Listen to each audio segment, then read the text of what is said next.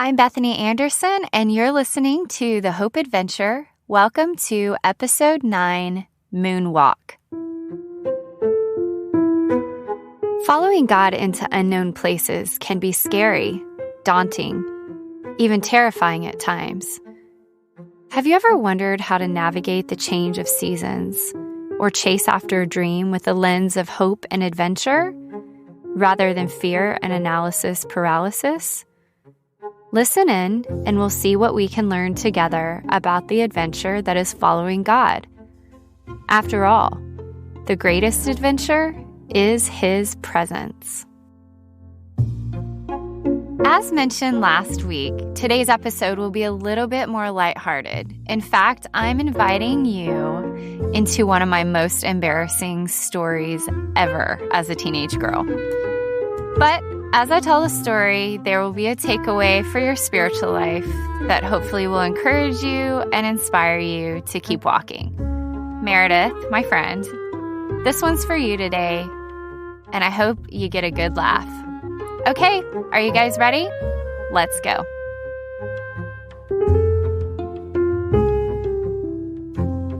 I want to be honest about something. I do not like country music. Yes, I am a Texan through and through, but I have never liked it. And I actually blame my older brother for this passionate dislike of country music. You would too, I think, if you had to ride with your brother to school every single day in his mufflerless, deafening pickup truck, all while he blared music like Toby Keith, Pat Green, Robert Allen Coe, Garth Brooks, I don't know, all these other people, I'm not sure. But I was in the fragile adolescent stage of my teenage years when I had to ride with him to school every day. And I have a memory of one particular morning my freshman year of high school that we arrived at school late, and I was disconcerted because my thoughts were trying to rebuke the song that had just been sung over me on the loudest volume possible. I'm the queen of my double wide trailer. I mean, honestly, I don't even know if that's how the song goes. Like I said, I don't like country music, but, country songs aren't hard to do. You just put a twang and sing about something. Anyway, moving on. So here's the thing. It was a normal day, but it was really, really, really windy outside. And it must have been springtime because I was wearing a skirt. We arrived to the school, and my brother was super fortunate because all he had to do was sneak into the theater class, which was a doorway that he could access from the parking lot. And I, on the other hand, had to walk into the front of the high school past the assistant principal every single time I was late, which was often. So here's how the routine went with the assistant principal. Mr. Assistant Principal, with a fiery nod of disapproval, would look at me and say, "Anderson, late again?" I would innocently bat my eyelashes and say, "I'm sorry, it's my brother's fault." This was our daily exchange, but this particular morning, it was a little bit different. I walked in late, and I thought I would receive my normal greeting, but this time, the tone was really different. "Anderson?"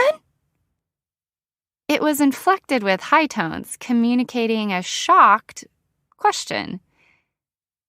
Mr. Assistant Principal stared at me with a look of disapproval and then remained completely silent. I kind of looked at him like, okay, but I said, "Sorry, it's my brother's fault," and I kept walking. Now, that statement, "it's my brother's fault," probably confused him even more, which you'll see why in just a moment. Anyway, I walked away. I had my backpack and all my stuff with me, and I went down the long hallway and I turned the corner to start going up the staircase. After I came around the corner and started heading up the first flight of stairs, I started realizing that I had a strange breeze coming towards my backside that did not feel normal. At the same time that I noticed that there was a breeze, I also heard a bunch of teenage boys behind me snickering. And I thought, okay, something's not adding up here. And my brain just said, do a wardrobe check. Wardrobe check. Oh my gosh. Okay. So I frantically fumbled my fingers behind me to reach for my skirt. And then I stopped. I completely froze. My skirt had gone completely AWOL. Like, no skirt, nothing. I felt behind me. All I felt was bare legs and buttocks. Really only cotton panty covered butt cheeks. Awesome. After what felt like about 10 minutes of searching, I finally realized what had happened. My skirt had jumped up my back and gotten tangled under my backpack straps. Oh my goodness, those gale force winds on the way into school had played a very nasty trick on me. And much to my humiliation, I had an audience of teenage boys snickering and following my moon, my backside, like it was the moon in the night sky. Wow. So as we discussed, I am not a fan of country music, but I do love Michael Jackson. And so that day I became a pro at doing the moonwalk. I just kept walking, and I walked until I reached my destination, my classroom. I didn't let a little embarrassing inconvenience stop me that day, though it could have, because I was a teenage girl. I didn't sit in a corner and cry, although, again, I was a teenage girl, I could have. I didn't run to the bathroom and hide. I didn't call my mom and ask her to pick me up from school, because actually that would have required me going back to the office. We didn't have cell phones. I didn't dig a hole and crawl in it forever. I didn't panic, at least outwardly. I didn't freeze permanently. I toughed it out. I just laughed and laughed and laughed and laughed, and I kept walking to class. I remember going into the class and kind of sneaking into my chair, and I remember looking at my friend Heather and was like, oh my gosh, I know my face was bright red, and I just was like mortified, and I remember telling her the story, and she couldn't stop laughing in the middle of math class. We probably both got in trouble for that, but it was worth it for a good story, right? So one of the most important lessons I've learned in life is to just keep walking. When the days are hard, when things don't go as planned, when life feels drab or overwhelming or too painful, or when your skirt flies up and finds its way to the middle of your back under your backpack straps, just keep walking.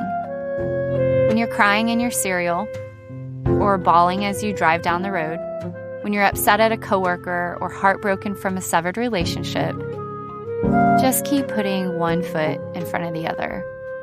When you've just been given the news that you or someone you love has cancer, when you've lost your job or don't know where to turn to find a job, when you have to uproot your entire family for your spouse's job, just keep walking.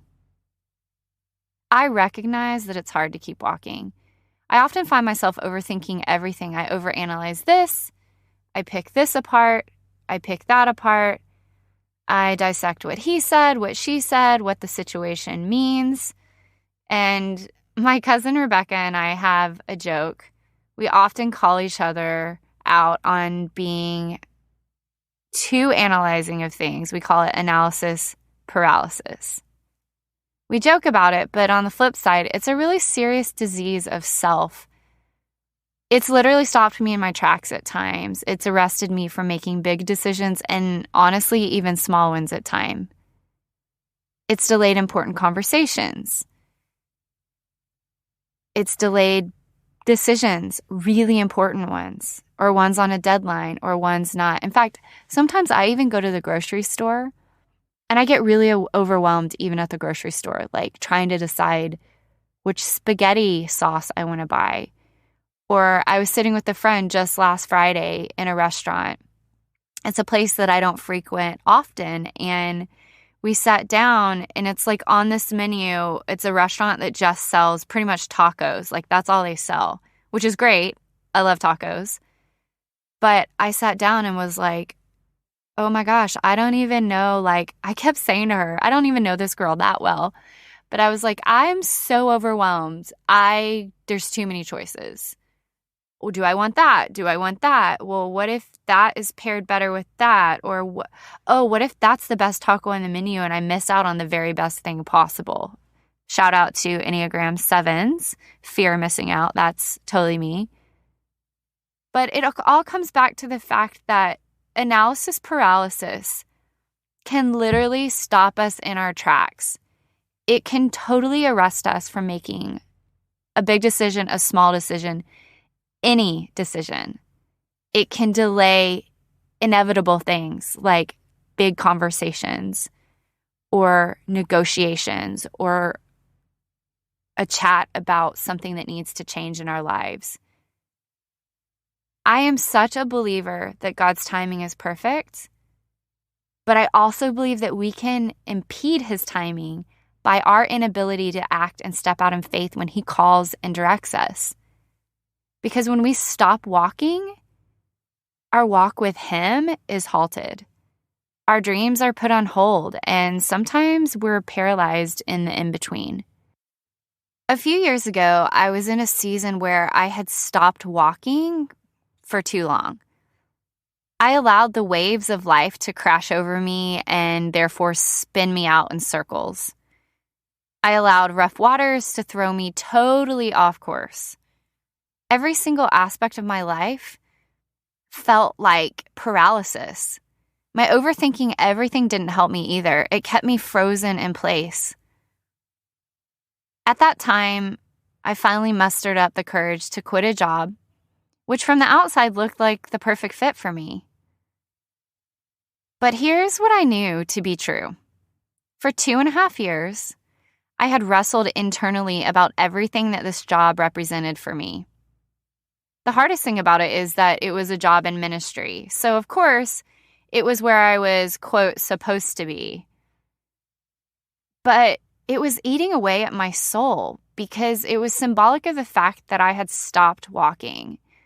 That may not make a lot of sense to you, but for me, it's like sometimes what looks good isn't the best plan. And even sometimes what looks best to others for our lives isn't what's best for us.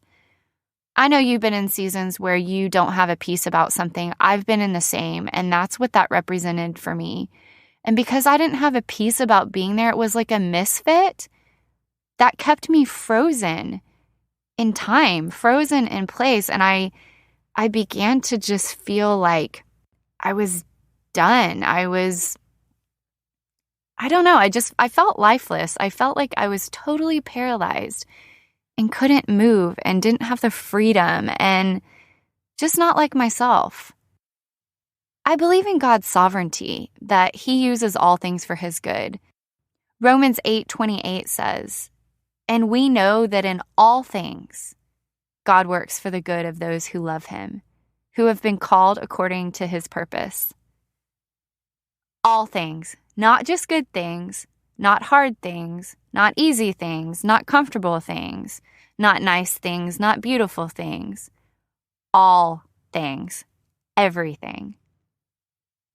I also know that God redeems everything and is making things new, just like one of my favorite verses from Isaiah 43:19 says, "See, I am doing a new thing. Now it springs up. Do you not perceive it? I am making a way in the wilderness and streams in the wasteland." I personally love that image. I understand all this because God is a good God, but I also know he calls us to just keep walking. When the seasons are tough, when the storm is raging all around you, my encouragement to you is don't stop. Don't freeze. That's our tendency, right? Our tendency is to stop and let everything overtake us. But don't get caught up in that analysis paralysis of life. It robs you of all the gifts and all the blessings that are in front of you. Just keep walking. Trust and fix your eyes on Jesus. I'm reminded right now of the story in Matthew 14. It's of Peter, where he chose to get out of the boat and walk towards Jesus. Before he chose to walk towards Jesus, though, he made a remarkable statement directed at this ghostly figure walking out on the sea. In verse 28, he says, "Lord, if it is you, command me to come to you on the water." That really strikes me. There's so many ways that I've heard pastors preach on that verse in particular. But something that strikes me about Peter is that I feel like he was being forward. He was initiating. And so I asked myself, why would he initiate this step of faith? Why would he say to Jesus, hey, if it's you, you tell me to do this thing. You tell me to come step out of the boat. You tell me to walk on the water. And I wonder if it's because he sees Jesus' words just before that as an invitation. In Matthew 14:27, Jesus says, "Take heart, it is I, do not be afraid." And Peter initiates because perhaps everything in him wanted it to be Jesus so that he could jump out of the boat to be with him. You know, whatever the case is, I find myself wondering about the times I wish I could just jump out of the boat and walk on water towards Jesus. But I don't, because I feel frozen in time. I feel stuck in place. I feel paralyzed because the risk seems too great. Again, that's where my analysis paralysis becomes the disease of self, which is a disease that ultimately robs me of the joy of risking everything to be with Jesus. Because wherever Jesus is, the risk is actually worth it to get there. If it means walking forward through the storm, if it means walking on waves and raging seas, if it means walking away from someone or something, I choose to keep walking. If it means facing that cancer diagnosis and claiming that it has no power over my body because it's not how Jesus intended it to be, but he takes all things, even the cancer diagnosis, and redeems it for his purposes and for his glory. Maybe you got fired from your job. God wants to redeem that. He wants to teach you something and show you his goodness and his glory and his purposes. Maybe it's a really rough relationship that you're facing. Maybe a divorce that you've come out of, or a divorce that you feel like has ravaged your life or is pricking your heart and saying, this is who you are.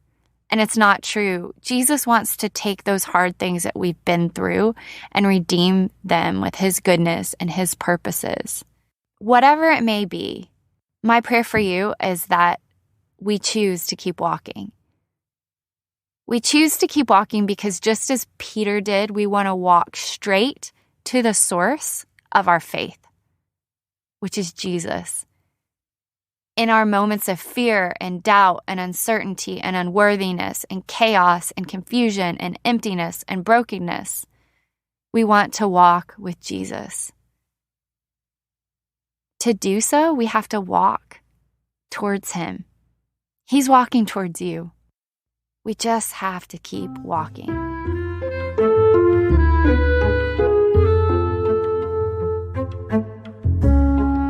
So what about you today? John Locke says, as people are walking all the time in the same spot, a path appears. Here's my question. Are you still walking? Or have you stopped? If you are walking, where are you walking to? What are you walking towards? Or who are you walking towards? Are you walking with Jesus? And if not, why? Why not? He's walking towards you.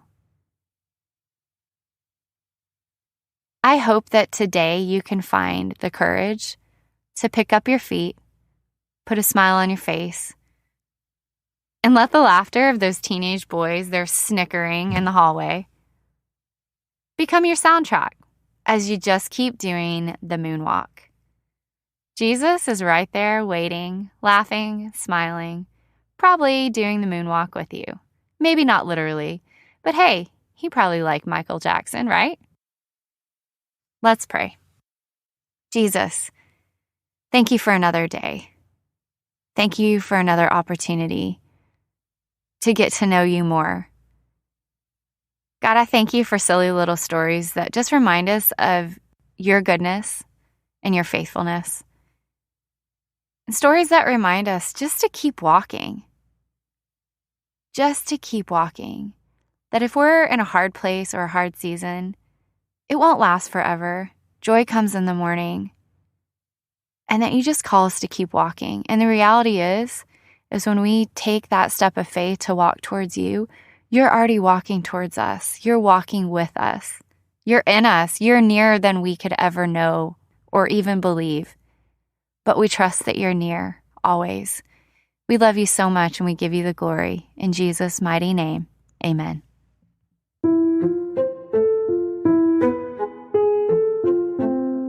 You can find more stories from my adventures by reading my book, Kiss My Fish, which you can find on Amazon in paperback or ebook formats. Also, if you'd like to book me as a speaker at your next event, you can find more information at jbethanyanderson.com. And lastly, if you like what we've talked about today, help me out by leaving a rating and a review in iTunes, and make sure to share the Hope Adventure with your friends. Join me right here next week for another episode of the Hope Adventure. And remember, this week, just keep walking. Okay, see you next time.